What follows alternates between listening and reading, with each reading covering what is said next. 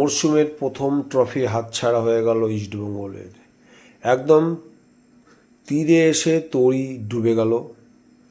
Super কাপটা Oscar ব্রুজও খুব আশা করেছিলেন যে অন্ততপক্ষে সুপার কাপটা ইস্টবেঙ্গলকে উপহার হিসেবে দেবেন, কিন্তু সেই আশা বা ইচ্ছা কোনোটাই কিন্তু বাস্তবায়িত হলো না।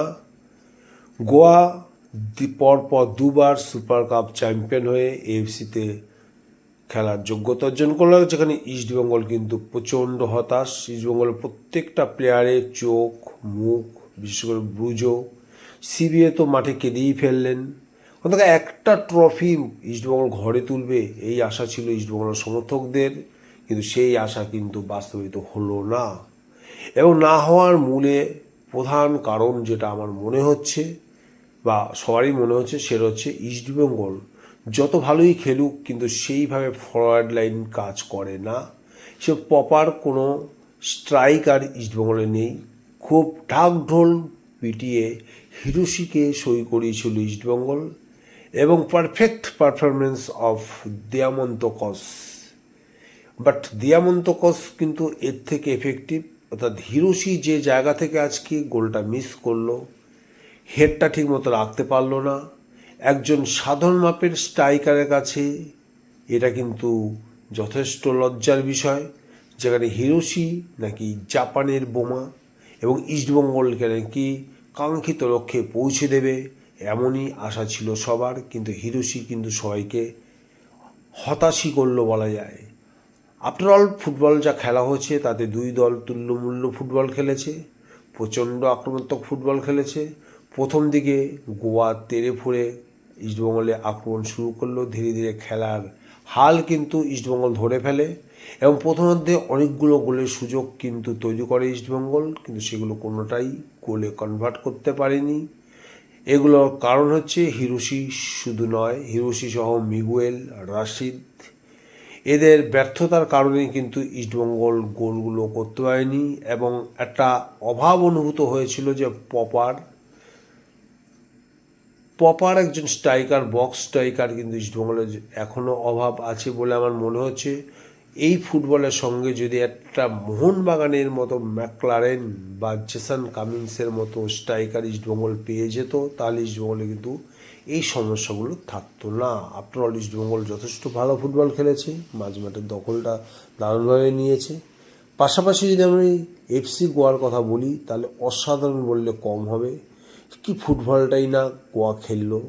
ইস্টবেঙ্গল যেমন প্রথমার্ধে ভালো খেলেছে, গোয়া কিন্তু দ্বিতীয়ার্ধে ইস্টবেঙ্গলের টুটি চেপে ধরেছে এবং যে অ্যাটাকগুলো গোয়া করেছে সত্যি খুব দৃষ্টিনন্দন।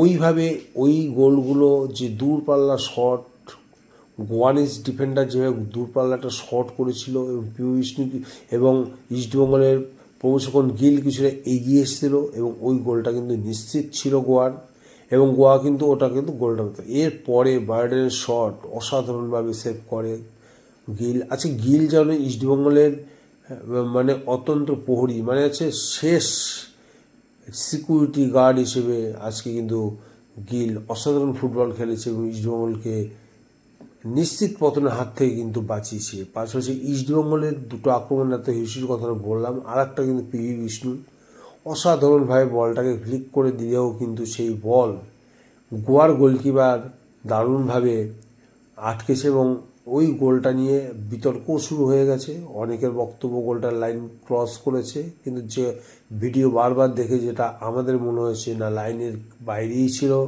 বলটা, যে কারণে কিন্তু রেফারি ওটাকে গোল দেয়নি।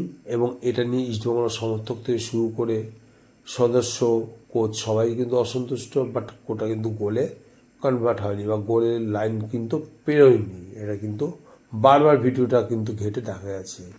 তো এই ছিল বলার মতো ইস্টবেঙ্গলের অ্যাটাক। আর গোয়া আজকে মুহুর্মুহুর আক্রমণ এবং যে ধরনের ফুটবল খেলেছে তাতে কিন্তু আগামী দিনে যেখানে থেকে খেলা শেষ করেছিল, গোয়া কিন্তু সেখান দিয়ে খেলা শুরু করেছে। তো আফটারঅল তো আজকে খেলাটা কিন্তু একটা ফাইনাল খেলার মতোই হয়েছে, কোনো দল দুর্বল নয়, প্রতিটা দল কিন্তু আক্রমণ করেছে। তো আমি বারবার পি বিষ্ণুর ওই গোলটার কথা বলবো, সত্যি অসাধারণ পি বিষ্ণু, একটুর জন্য ছেলেটা গোল পায়নি। এবং হিরোশিকে আমি আবার বলছি, হিরোশি কিন্তু প্রপার রিপ্লেসমেন্ট হয়নি, কতদিন ইস্টবেঙ্গলে থাকবে সেটাই প্রশ্ন।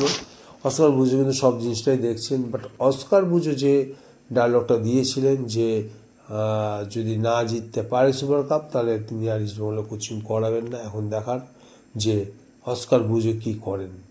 তো এই ছিল আজকে আমার ভিডিও। তা ভিডিওটি যদি ভালো লাগে লাইক এবং শেয়ার করতে একদম ভুলবে না। আর যারা প্রথমবার এই চ্যানেলে এসেছো এখনও সাবস্ক্রাইব করোনি, কেন এত ওয়েট করছো, সাবস্ক্রাইব করে নাও নতুন নতুন ভিডিও আপলোড দেখার জন্য। তো ভিডিও দেখার জন্য অসংখ্য ধন্যবাদ। আবার দেখা হবে, বাই।